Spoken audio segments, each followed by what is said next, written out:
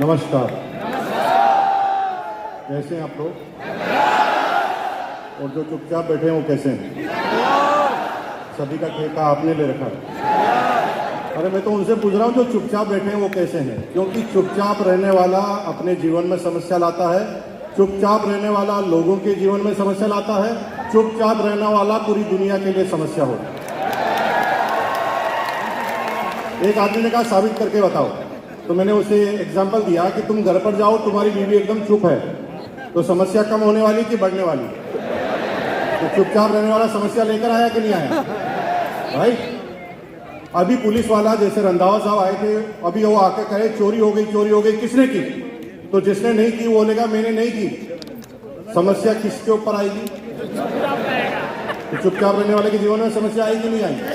पूरी दुनिया की मेडिकल साइंस ने इतनी प्रोग्रेस कर ली है कि शरीर के हर अंग में कैमरा डालकर देखा जा सकता है कि शरीर में चल क्या रहा है, लेकिन पूरी दुनिया का कोई भी साइंटिस्ट इस बात पर नहीं पहुंच पाया कि एक आदमी के मन में क्या चल रहा है।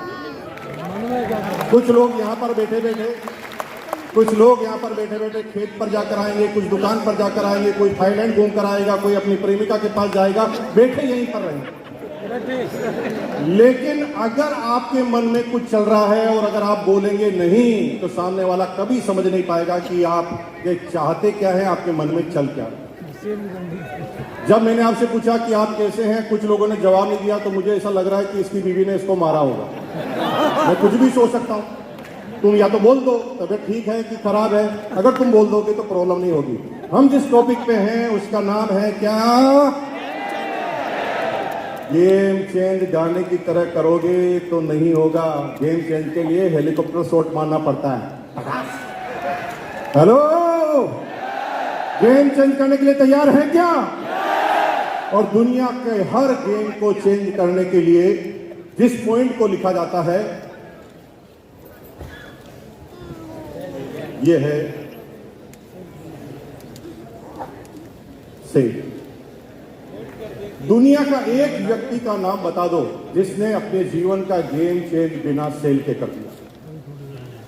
लेकिन लोग सेल की परिभाषा नहीं समझ पाते। कुछ लोग सोचते हैं कि सेल सामान को ही करना पड़ेगा, कुछ कहते हैं कि सेल केवल वस्तुओं को करना पड़ेगा, सर्विस को करना पड़ेगा, कुछ लोग कहते हैं वादों को सेल करना पड़ेगा।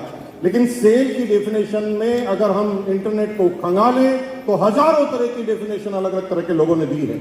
लेकिन एक साधारण आदमी जो ये समझता है, मुकेश कोठारी जैसा, उसकी लहजे में सेल का मतलब सीधा सीधा है मूल्य के बदले, यानी किसी कीमत के बदले वस्तु और सेवाओं का आदान प्रदान किया जाता है तो वो सेल कंप्लीट हो जाती है। और अगर इस सेल को, प्रश्न है कि ये सेल हो गई, ये सेल कौन कौन करते हैं? अभी कुछ लोगों को लगता है कि बिजनेसमैन सेल करता है, कुछ लोगों को लगता है कि जो इंश्योरेंस वाला है सेल करता है, कुछ लोग कहते हैं बैंकर सेल करता है।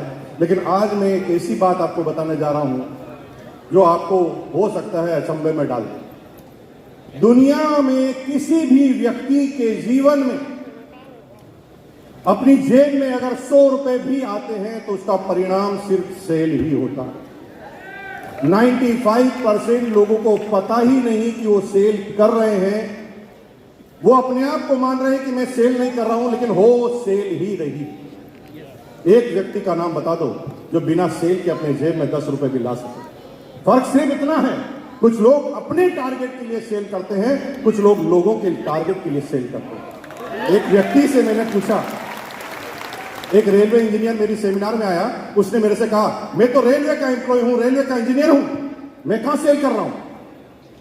तो मैंने उससे कहा कि तेरा रेलवे क्या कर रहा है रे बेटा?